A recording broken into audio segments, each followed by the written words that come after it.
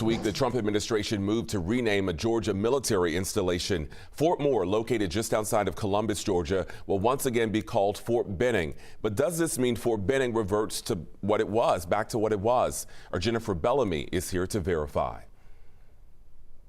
Our sources tonight are the U.S. Department of Defense, Georgia's Department of Veterans Service, and the National Defense Authorization Act for fiscal year 2021. Here's what we found.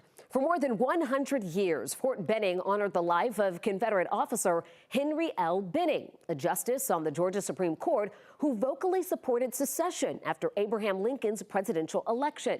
He joined the Confederate Army during the Civil War and rose through the ranks.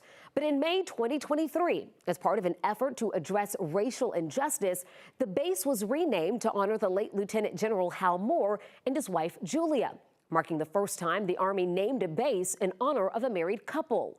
Hal served in Vietnam as commander of a cavalry battalion based at Fort Benning and was awarded the Distinguished Service Cross. Julia successfully lobbied the Pentagon to adopt a policy requiring that military families be notified in person of war casualties rather than by telegram. Now, Secretary of Defense Pete Hegseth has signed a memorandum changing Fort Moore back to Fort Benning, but this time in honor of Corporal Fred G. Benning. He, too, was awarded a Distinguished Service Cross for heroism during World War I.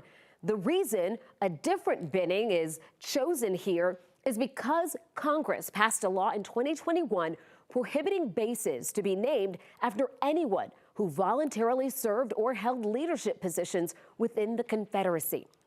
So we can verify, yes, it is called Fort Benning again, but there's important context here. While Secretary Hegseth restored the previous Benning surname, it's in honor of a completely different person. With your Verify, I'm Jennifer Bellamy.